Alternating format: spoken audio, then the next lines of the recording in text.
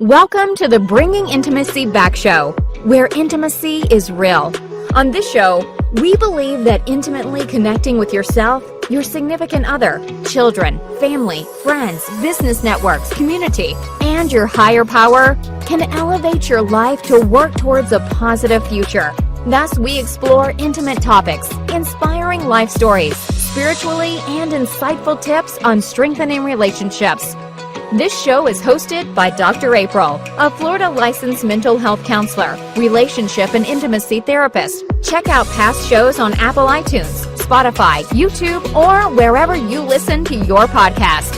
Now, let's get this episode of the Bringing Intimacy Back show started, because we share with you the secret power to intimacy to create a life you love, or love the life you create.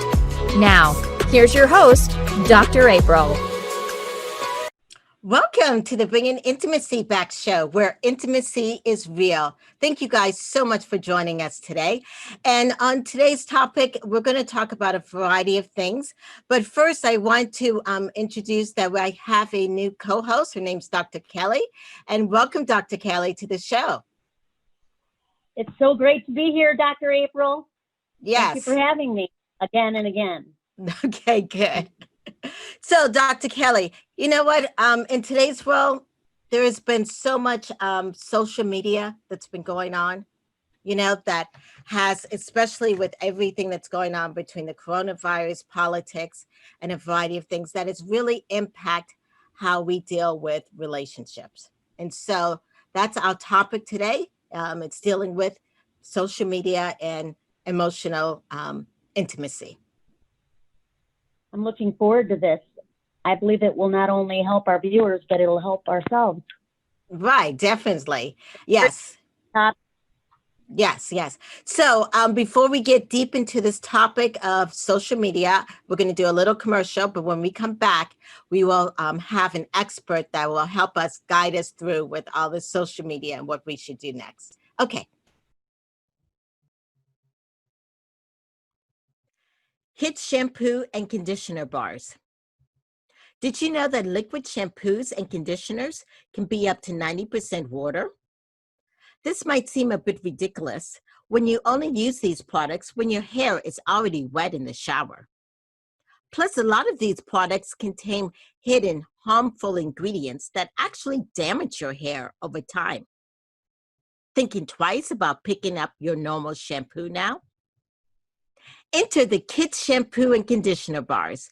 By packing powerful salon quality ingredients into a bar form, these products cut out the waterways and allow you to directly apply nourishing and clarifying and repairing ingredients to your head of hair. Plus, these bars are free of harmful ingredients like sulfates and parabens that strip your hair, leading to hair loss and damage.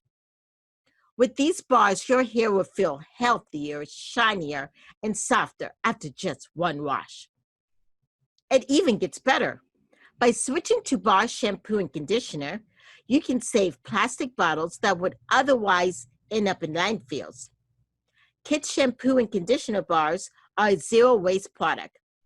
One bar alone is estimated to last 100 washes, which will save you 2 bottles of liquid shampoo or conditioner. The Kids Shampoo and Conditioner Bars are available in 4 different varieties, including Nourishing Shampoo and Conditioner, Clarifying Shampoo, and Deep Moisturizing Conditioner. Visit mykitsch.com, that's mykitsch.com, to get these shampoo and conditioner bars that are good for your hair and for the planet. All right, thanks for the sponsor of Kids Shampoo and Conditioner. So now let's talk about social media and what's going on and how that impacts our relationship. So today I'm honored to have an expert in the field of this. Her name is Dr. Jada. Hi, welcome, Dr. Jada. Thank you. Hello, Dr. April and Dr. Kelly. Yes. Thanks for having me. Yes. Well, let me tell you a little bit about Dr. Jada Jackson. She's actually an author and a therapist, just like Kelly and I, and she's actually a talk show host. She her focus is mainly on communication training, emotional growth, purposeful living, professional development. She's done so much. She's the president of Total Life Counseling Center. She's also licensed in Dallas and in Texas. And she's also working with counseling psychology professionals. And she also works with the National Basketball Association and the National Basketball Players Association. And I guess what the Major League and the WWE, the Wrestling Association. Yes. So she deals with also a lot of celebrities and that kind of stuff. So welcome so much. Thank you, Dr. April. I appreciate that great intro. That was a lot, but thank you. I'm glad to be here. So with you and the topic about social media, how important do you think social media is today? Social media is the platform where we communicate. We receive upwards of 80,000 pieces of information per day. And much of that information comes through social media and our engagement that way. Social media has so much power that I say to parents that social media becomes the third parent in the relationship. In some relationships, social media becomes the third wheel in the relationship. Right. And it's very unfortunate because social media can be used for positive, but if not carefully used, it can be used for negative. So it's a powerful force in relationships and in mental health. Right, definitely. And I never heard of it as a third party in a relationship, but that does make sense because people, I'm assuming when they're upset or happy, they go to the social media instead of connecting with their partner. Absolutely. And when you think about it, and you all know this, when we look at our basic fundamental needs, connectivity is that third tier of Maslow's hierarchy of needs, right? We have to have it. We have to connect. We need that socialization in order for us to feel whole because we are human beings and we are social creatures. We need the companionship of others. We need the support to thrive. We need our relationships and our connections to be extremely strong in order for us to be successful, whether it's professionally, relationally, or even personally, right? But when it comes to social media, I believe that there's a barrier that prevents us from having healthy relationships via social media. Therefore, we are more susceptible to negative self-concept or low self-esteem. If you already have a diagnosis of anxiety and depression, it exacerbates the anxiety and depression symptoms. So we find ourselves in an interesting conundrum here. There's an interesting dichotomy that takes place where we want to engage with others and it feels good to do that. But at the same time, it may be at the expense of having healthy relationships, maybe at the expense of having a healthy relationship with oneself. Right, definitely. Yeah. Yeah, because I think also like you were stating, we look at it maybe as comparing. I'm not sure. Kelly, do you have anything about that in the sense of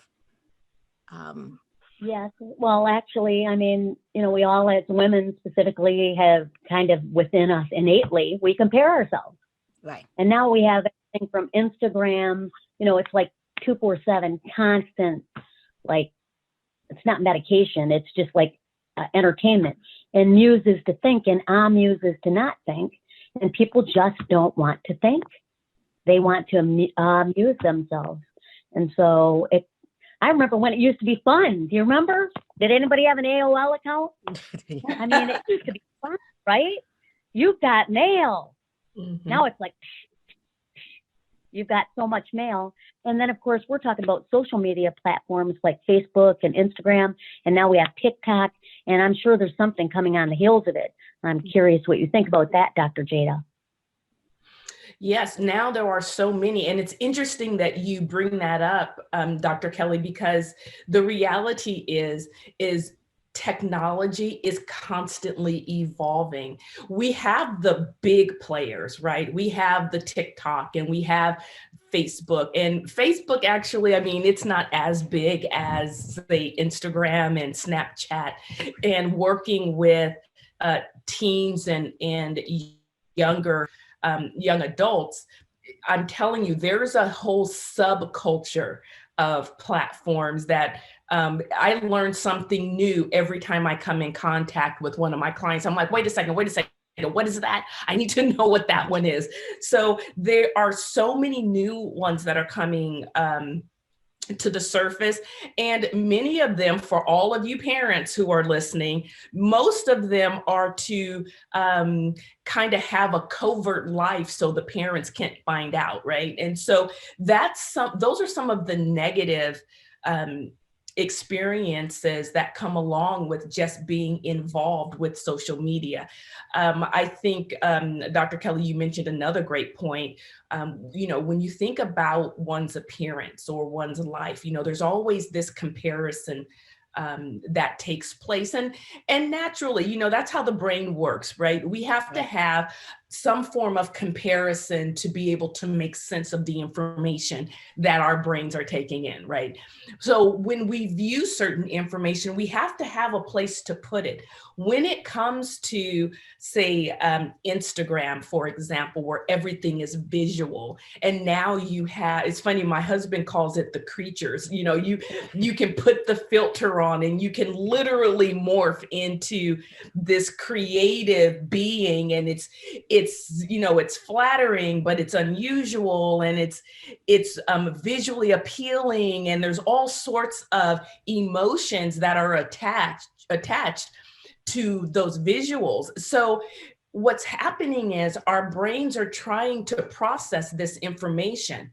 And what happens is we try to say, okay, so what does that mean for me? What does that mean for my appearance? What does that mean for my life? And we try and make sense of it. And we can't, because we can't compete with filters, right? We can't, and I believe some people are trying. It's funny. I read an article where a young woman went to a plastic surgeon, and she took a filter, a Snapchat filter, and asked the surgeon if she could look like this, or if he could make her look like that. And I just thought, wow, that's what this is coming to. We're being impacted on such a level where we have a discontentment with who we are, where we're going in life. Are we enough? Can we ever measure up? And that cycle of constant negativity can only impact our relationships in an unhealthy way. Right, definitely. Have you?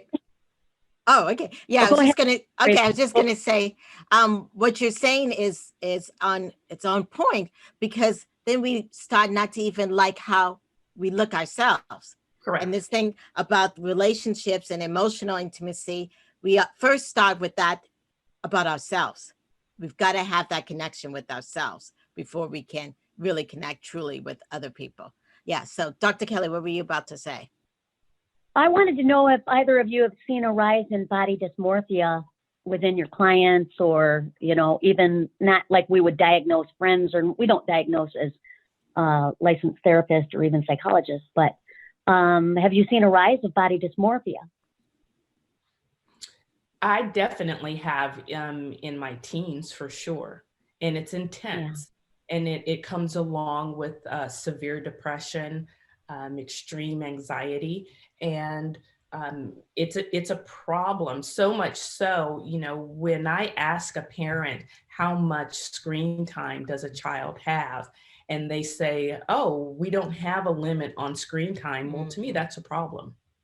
Because remember, the more screen time, the more information, the more interaction with potentially negative information, and negative relationships. So it can be a challenge. And body dysmorphia is an issue anyway, but I believe that the visuals of what we're seeing today with filters and with Instagram, it just increases it for sure. Okay, right, definitely. So we're going to take a small break, but when we come back, we're going to talk more about how this negative impact of social media and what we're seeing and how it even affects our relationships besides ourselves, but our relationship with others. We'll be back in a moment. Are you wanting to feel empowered, loved, secured, respected, and inspired in these uncertain times?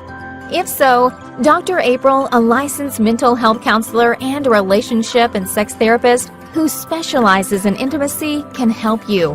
Whether you are in need of insight and skills to work through a struggling relationship through couples counseling, or to understand your anxiety or depression in individual counseling, or to figure out your life goals in coaching, Dr. April's compassion and expertise can assist you in these areas. Also, she provides services for emotional support, animal documentation, supervision, and workshops. In addition, Dr. April has a group practice called Cape Coral Therapist. Cape Coral Therapist has an awesome team of male and female mental health therapists, all specialized in various areas including mental health, Christian counseling, trauma, addiction, immigration, and sports counseling, and are ready to serve you. The Cape Coral Therapist team, which is rated 5-star on Google Reviews, is known as the Dream Team because of their energy and passion for therapy and determination to provide you with effective and solution-focused counseling for you and your family in a safe and confidential environment.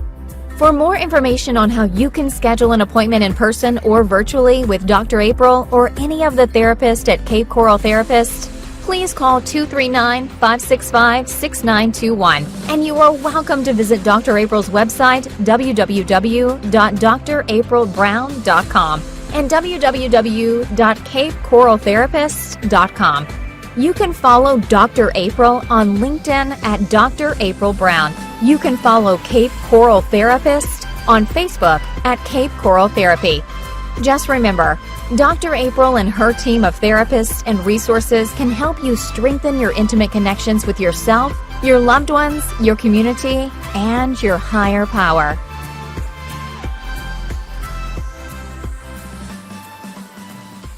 Welcome back to the Bringing Intimacy show, where intimacy is real. So today we've been talking with Dr. Jada Jackson and Dr. Kelly Boucher about emotional intimacy and social media. And we were just finishing up about how it affects ourselves internally. But now I would like to go into more about how it affects relationship. And Dr. Jada, first, let's define what is emotional intimacy. Absolutely. It can be defined as us really opening ourselves up to connect in a deeper capacity with another person. So that's it kind of in layman terms. It's us being completely genuine, open, and authentic emotionally.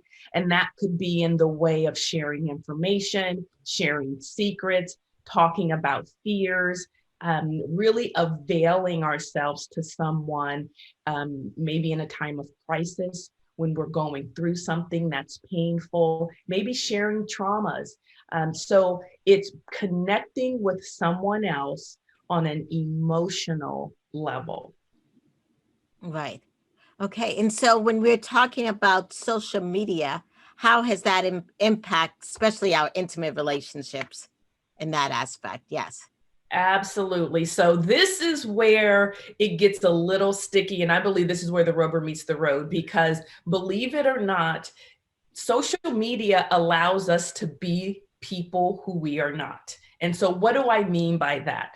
We get to create whatever narrative we want. And even if we are not comfortable sharing information with people that we are close to, for some reason, social media and these platforms allow people to have the anonymity to share whatever it is they want to share, or they can assume a certain character, a certain role. They can be someone who they don't have the courage to be otherwise. And so if you are looking for a relationship, if you are looking for connectivity, it's easy to find it on social media. So let's just say you are married and you reconnect with an old flame or reconnect with someone from high school.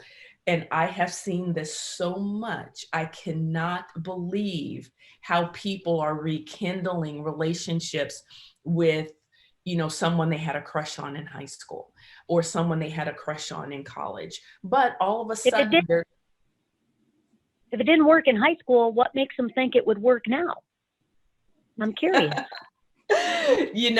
That's a great question. But remember, when people are desperate or when people are unhappy, and you all know this, when people are in search of fulfilling that void, you would think that there's a rational component there where a healthy decision can be made. But unfortunately, that's not the case with a large variety of people. I can remember so my research study was on the acquisition of self-concept. And in that study, one of the things we looked at was how can people acquire, or if people can acquire self-concept, and where does it come from? How do we feel engaged and healthy, have a healthy view of oneself? And so a component of that had to do with how we engaged with social media, how we looked at relationships, and how we looked at potential mates through the lens of social media. I believe information gets lost in translation as it relates to social media. So we're not getting the true and exact every time. So when I read an article about the number one reason for divorces at that time, at that time it was money. And recently I read another report that says it's not meeting one's expectation or not fulfilling the void.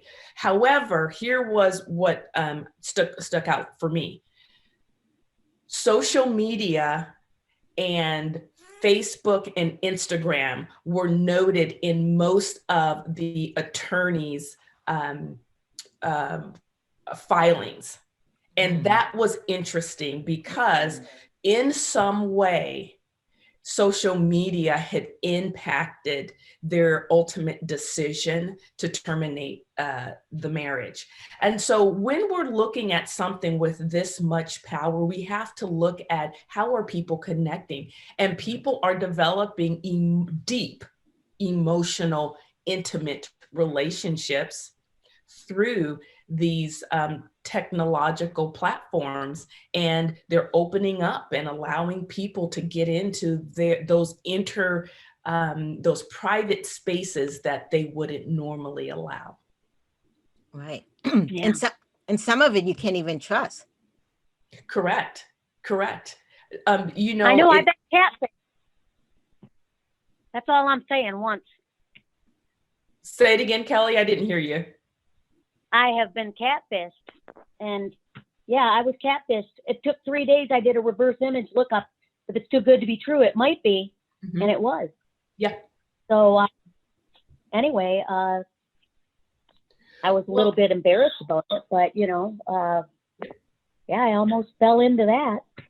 Mm-hmm. Yeah, and what's sad is many of our young people, teens, are falling into that trap as well, which is why I really encourage parents to know exactly who their children are connecting with. And it's not just girls, it's boys too. And it's just really important to recognize that as wonderful, I use social media because it's a great platform for my business. And it's a great opportunity for me to keep up with family members.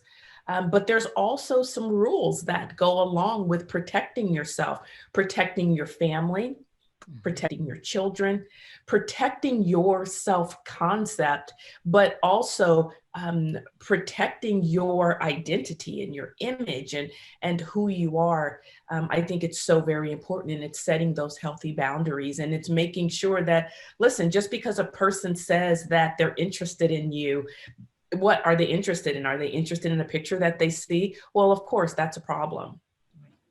Even on the dating sites, what do we know is wonderful? I have friends who used dating sites and they're married until this day, and it's been great. But there's a large percentage of people who are not looking for healthy relationships, or they're putting out there, or they're displaying themselves not 100% accurate. So you have to be careful of that. So I think that the important takeaway and the important message here is to guard your emotional well-being, and guard your children, guard your family, but use social media for what it's worth and protect that space of intimacy. Not everyone should be invited into that emotional, intimate space with you. Right. Do you sometimes find out that clients sometimes don't even realize how social media is affecting them? You know what I'm Oh, saying? absolutely. Yes. Yeah. Absolutely. Were you going to say something, Kelly? Nope. Yeah. I was just listening. Yeah. And here's the thing. It's become such a part of our lives. And I even hate to say this, that I'm part of it. Like, if I can't find my phone, I'm like, where's my phone? I go into this complete panic. And then I'm like, oh, what I need my phone for? Oh, I just wanted to make sure that nothing happened to it. Like, it's become this thing. And I'm like, okay, so now when I leave my office, sometimes I'll leave my phone in my office, and because I have to separate now work from home. And exactly. It's, making those decisions. But when we're talking about social media, we're talking about healthy relationships, we have to learn to love in a smarter, healthier, more emotional way, but making sure that we're in the present when we're doing it. Yes, because sometimes the phones make us feel like we're not present when we're having a conversation because we're so busy being on the phone. Correct. And it's hard not to do that. I would get on my husband. I'm like, pay attention when I'm talking to you, or don't look at the television. Now, my husband, he can leave his phone somewhere. He never knows where his phone is. He's like, where is my, where's my phone? But when it comes to the television, that's another issue. I'm like, look at me when I'm talking, But what he says to me is, he's like, Jada, put the phone down. Put the phone down.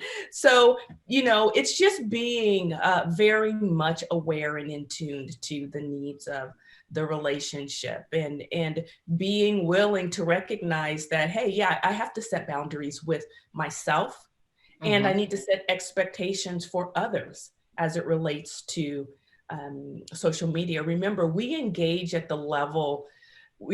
relationships at the level of our self-esteem, and how we view ourselves is how we engage with other people.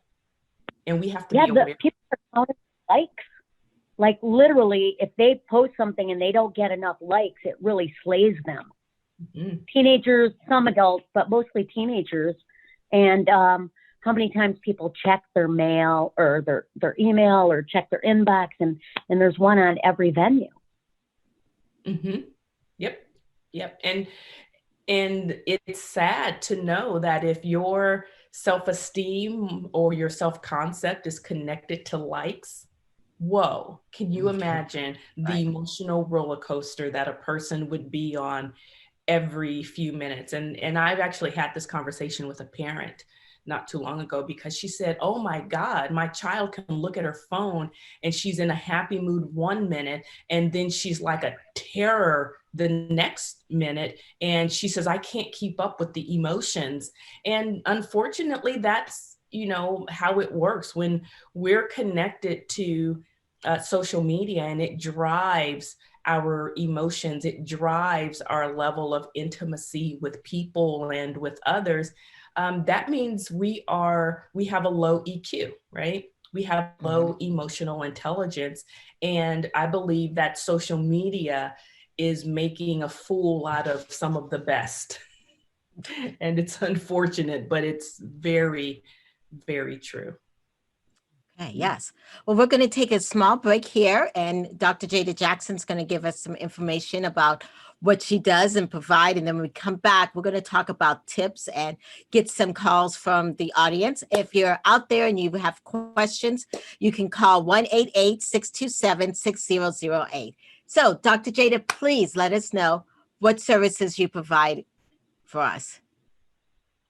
Absolutely. Well, I am the president of Total Life Counseling in Dallas, and we have a number of therapists and coaches, and we provide mental health counseling for depression, anxiety, bipolar disorder, but we also offer coaching for those who don't feel that they need deep therapeutic clinical counseling. Then maybe they just need someone to come alongside of them and coach them through life transitions. We offer that as well. I also have a podcast. So I'd love for anyone listening to follow me on Instagram. See, I'm using the social media now. Follow me on Instagram at Dr. Jada LMHC. And you can get all the information about my podcast, about my life coaching master classes. If you're interested in becoming a life coach, I'd love to train you and come alongside of you and teach you all of the ins and outs of what that might look like for you. All right. Thank you so much for letting us know all the in-depth things that you do. So earlier you were talking about some tips. I know one of the tips you mentioned is that parents need to set time limits on their child's phone and that kind of stuff. I wonder, what do you also think about everybody sharing passwords, or especially the passwords of your kids and maybe husband and wife? What are your thoughts about that, and any other tips?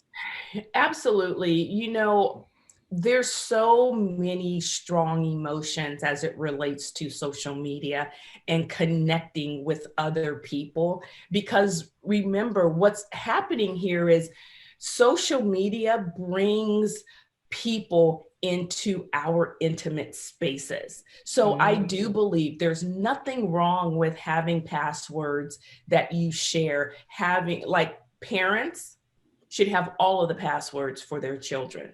When their children turn 18 and can pay for their own cell phone bill and their own whatever, then we can think about having private passwords. But parents are stewards over children, and it's their responsibility to know exactly who their child is connecting with, what kind of information is being passed from one place to another. So that's very important. When it comes to marriages, I believe in kind of the open door policy. Now, what I don't necessarily agree with is snooping, and if you have an obsession about what your partner is doing because you are insecure because of your own work that you have to do, then do your work, but don't project your anxiety and your discomfort onto the relationship. That's unhealthy. So I personally believe there's nothing wrong with sharing passwords. Yeah. I think that I've often said to some of my marriage counselees, I say, you ought to be able to switch phones for the day. And, other than like if it's a work phone, but you ought to be able to say, oh, hey, you literally switch phones for the day. Now, that probably wouldn't be a problem for you, Dr. Jada Jackson, because your husband's phone is probably, he's sitting on it on the sofa or something. But it's like, where is it? You have to call it and make sure it's not on vibrate. But you should be able to switch phones. Now, it might not be realistic because of work, but it shouldn't send you into a nervous, anxiety attack at the thought of somebody else having your phone. Mm-hmm. Absolutely. So. And I think that's a great point, Dr. Kelly, because even all the way down to computers, I can go and hop on my husband's computer. I know his password and I don't do it, but I could if I wanted to, and vice versa. If he needs my laptop, I'm like, yeah, it's over there. It just doesn't dawn on me to feel like I have to hide anything. However, I will say years ago, I dated someone. And I mean, he would not, like, I could not get close to that phone. And I said, something's wrong with this. Something is wrong with this situation. And of course, I found out later there was something terribly wrong. But the way he guarded that phone and the way it was just like, nope, he wouldn't let that phone on. And we would go on dates and he'd lock it in the glove compartment. And I'm like, Yeah. Yes. Yeah. there's something weird about this. So I'm like, yeah, yes, but no. Yes. But again, there has to be a level of trust, right? And again, that is a healthy relationship.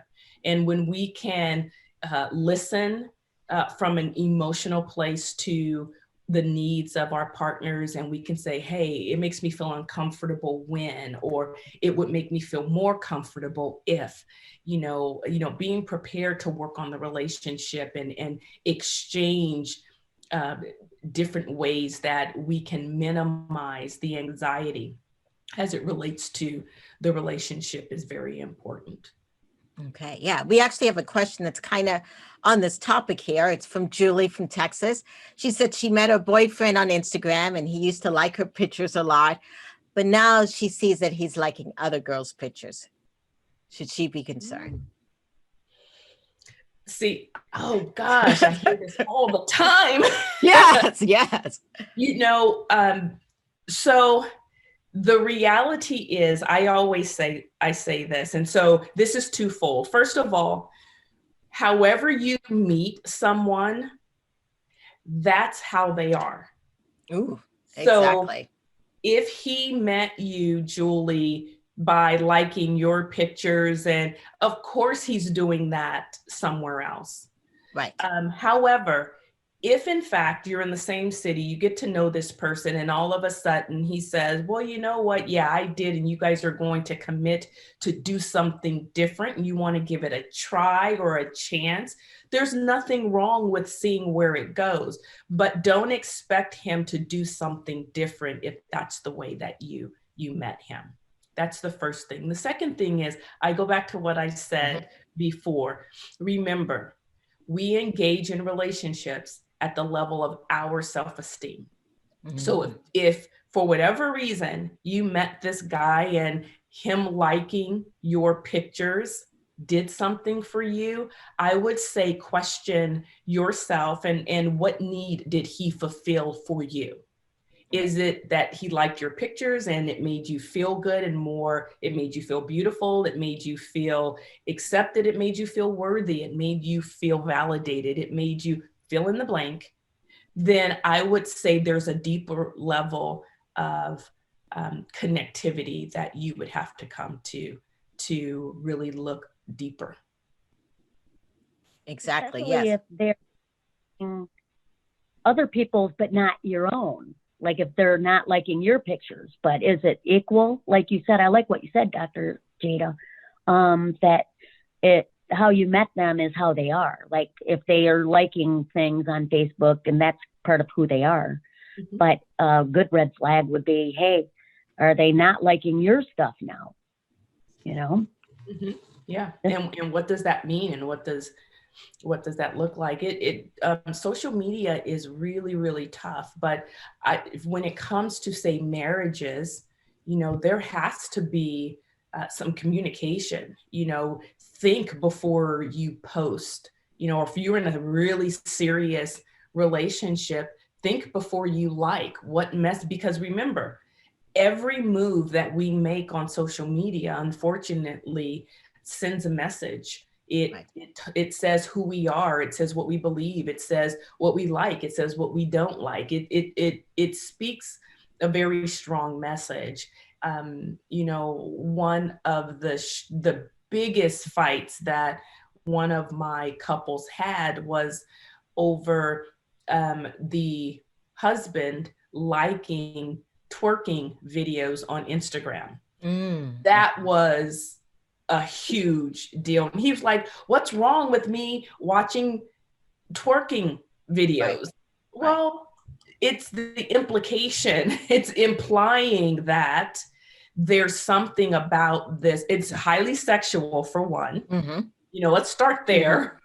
But then these women, when the wife brought in some of the videos, these women were half dressed, so there's an implication that implies something. Right. So it's being able to really say, is this necessary? Is there a deeper issue here? Are you not being fulfilled? Is this part of your intimacy, physical intimacy level in your relationships? And what does all of this mean?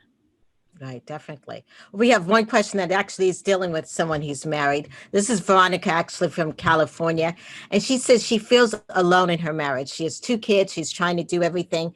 And she sees her husband on the phone all the time. How do I get his attention? Take the phone and throw it into throw it into the bay, or I'm from San Francisco. So yes. Of the bay. But, again, that is so tough. And that's where we have to talk about, do you need a mediator to start? Right. Do you need couples counseling, marital counseling, and to see what is he using it for? Because some people use social media and the phone to get away. Right. And to block escape everything out, to escape, correct.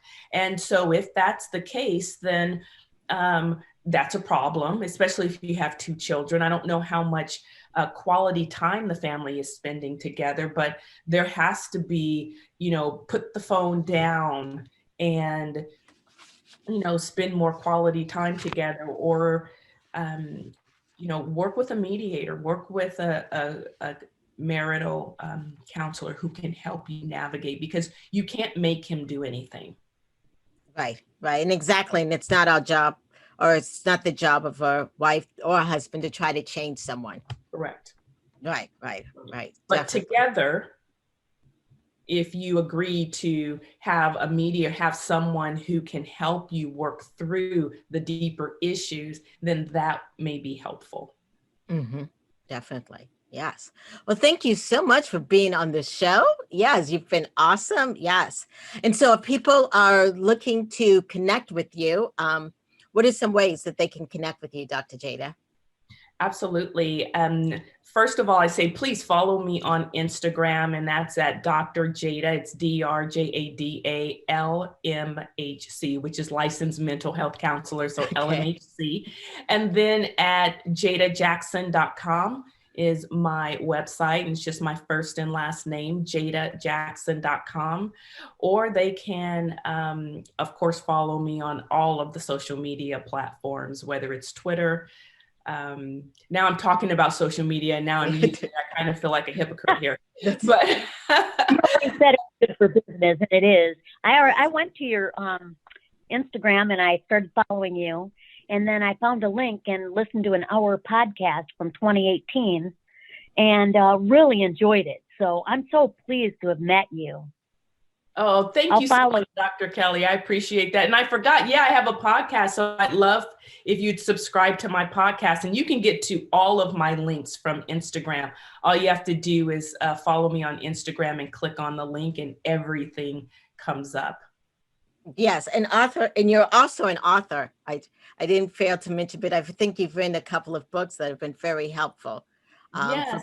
Yes, for people with self-development and that kind of stuff, and for relationships, and how to succeed. Absolutely. Massive success. Yes. Yep, and that's on Amazon. My book is on Amazon, and Dr. Jada Jackson, it's Reframe. And so, and that's the whole idea of shifting one's perspective to develop great success, massive success. So in whatever area of one's life, if you want to develop professionally, personally, relationally, we can do that by just shifting our perspective ever so slightly. And that's what the book is about. Awesome. Thank you, Dr. Jada, for being on the show. Yes. Yes. Thank you. Yes. Yeah. So for everyone who's out there listening, the Bringing Intimacy Back show is going through some changes that's going to be very good for 2021. And one of them is having Dr. Kelly official as a host here. And so I want to get you guys to have an introduction to Dr. Kelly. Dr. Kelly, do you want to say anything? Well, I just wanted to say, I'll say a couple things about myself, but I wanted to mention something, and I'll weave it in with Dr. Jackson's. I forgot. Did you go by Dr. Jada or Dr. Jackson? Dr. Jada. Good. I like that, Dr. Jada. I like your style. I read some of your intro on the Amazon book and also the podcast, and I liked how authentic you were about your childhood. And I just think that's part of who I am. You had mentioned that, it was a real rocky, you didn't use the word rocky, not like rocky, like, but it was a tough childhood. And you really use that and and also your faith. You're so bold about your faith. And those were two things that made me want to follow you on Instagram. Awesome. And I just a little bit about myself. I was born at a young age in Michigan, and that's a joke. But anyway, I'm a twin. I'm left-handed. Those are some interesting things about myself. When I was 8 years old, I heard the words love in a sentence for the very first time. And I had never heard the words love in a sentence. And I was 8 years old. And not that I could recall. And someone said, Jesus loves you. And I said, wow, someone loves me. It just and then it was Jesus. And then, so that was the first time. And so as an 8-year-old girl, I heard that and my life changed that day. Now, I'm not perfect, and anybody that knows or has had to live with me or be in the car when I'm driving, they know I'm not. But authenticity is what I strive for. And then intimacy, and that means into me you see. And so, Dr. April, when you asked me last month, am I willing to be vulnerable?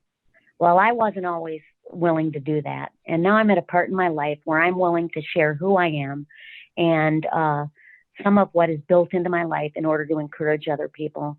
And I couldn't be more pleased that it's on your show, Dr. April, because you've been an important friend of mine for over 10 years now.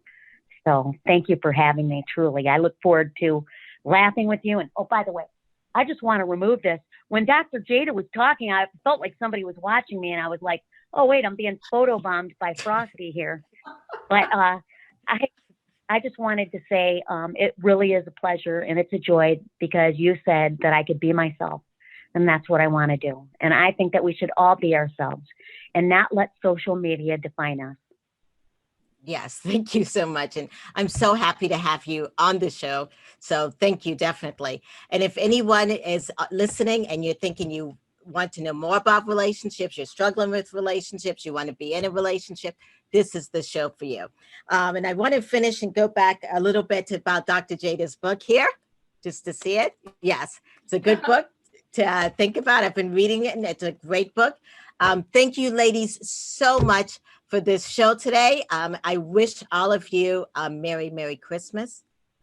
Have time with your family. And as Dr. Jada has said, and even as we were talking, we all have our phones and we all have our social media, but many times we don't have our family. Mm-hmm. And this is a season where it's been a tough year, guys, for all of us. We've all have losses, and I've had losses myself. So what I'm trying to do this season is making sure that I spend quality time with my family, be fully present, hear them, be vulnerable if necessary, if it's a safe environment. But the most important is just to be present and be thankful. Yes. Well, this has been the Bringing Intimacy Back show. Please follow us on YouTube, on Twitter, and listen for our next show. And we'll be going weekly starting in 2021. All right, then. Thank you. Bye.